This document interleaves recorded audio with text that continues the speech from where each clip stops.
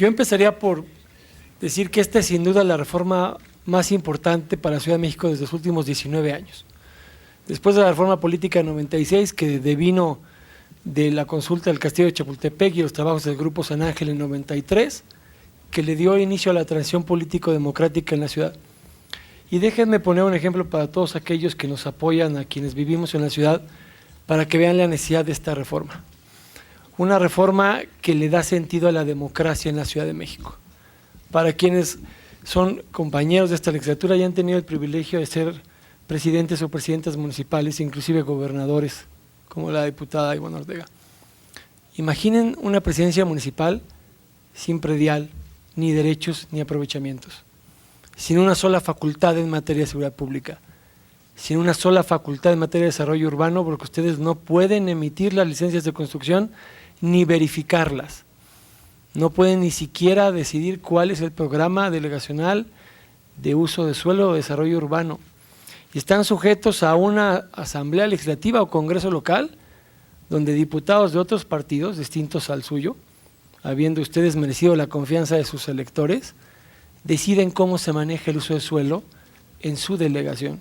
Y ustedes tienen que enfrentar el malestar vecinal porque alguien de otro partido y de otra delegación decide cómo se maneja el uso de suelo por el cual ustedes responden ante sus electores. Imaginen ser un presidente o presidenta municipal que en términos de ley tiene las siguientes facultades: recoger basura, reencarpetado asfáltico, remozamiento de banquetas, poda de árboles, cambio de luminarias y administración de casas de cultura y deportivos.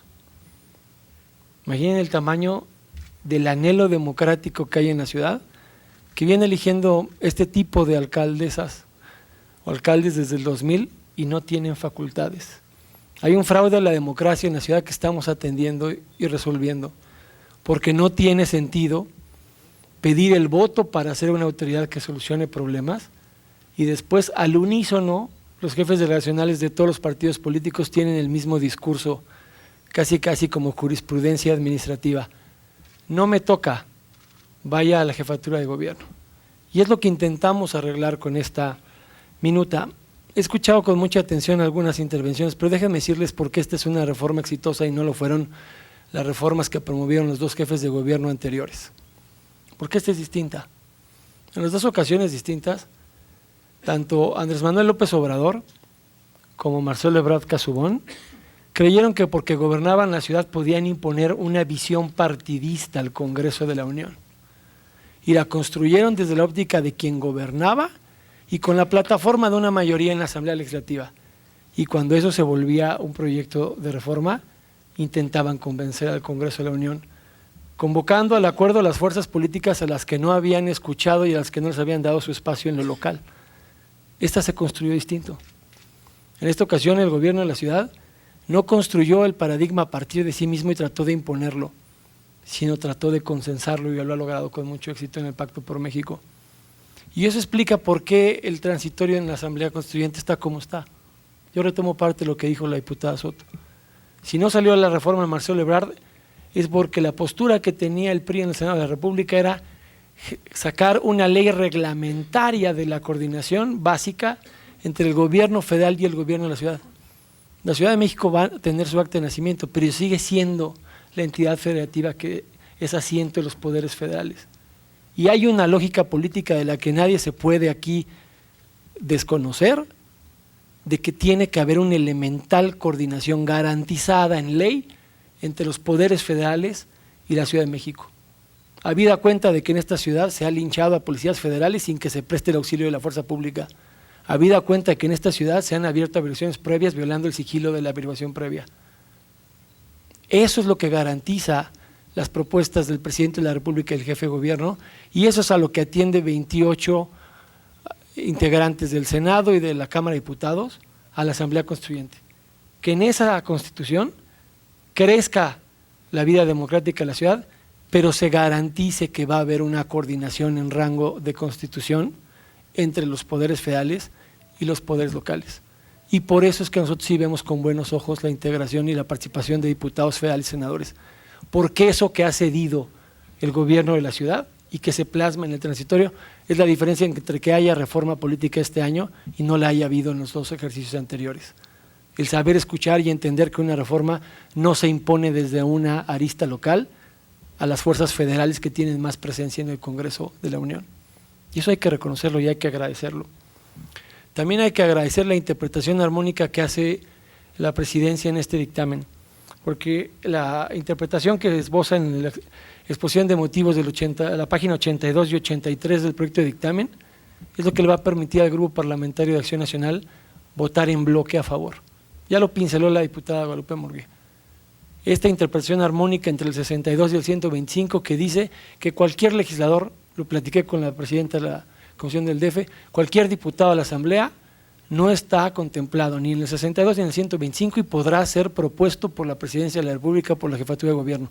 Y el que pueda participar la Asamblea, a través de una interpretación que le quiero reconocer al presidente de la Comisión, es lo que hace que el PAN pueda votar en bloque con un único sentido esta minuta.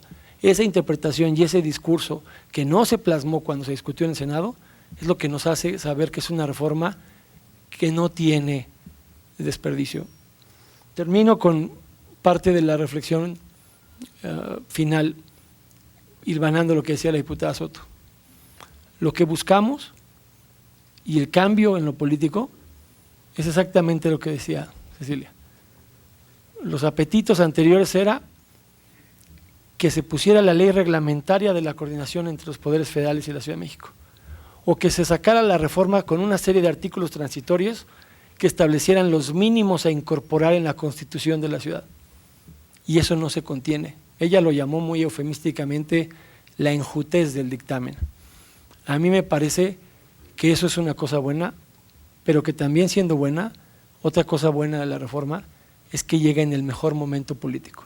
Porque si la reforma hubiese llegado cuando el Partido de la Revolución Democrática era mayoría aplastante en la Asamblea Legislativa, otra cosa hubiera sido. Pero hoy el mapa político de la ciudad es distinto. Nunca ha tenido la Ciudad de México tanta pluralidad como la tiene hoy día desde el 97. Y por eso este es el momento ideal para que nazca la reforma política y para que se discuta una nueva constitución en la Ciudad de México con la mayor pluralidad política que ha tenido la ciudad desde el 97.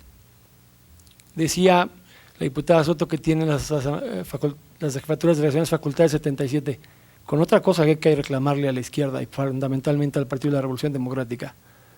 De 97 para acá, lo que hicieron muchas mayorías del PRD en la Asamblea fue no solo no avanzar las facultades de las delegaciones, sino retrocederlas creando autoridades intermedias para sabotear los gobiernos delegacionales que no eran del origen del Partido de la Revolución Democrática.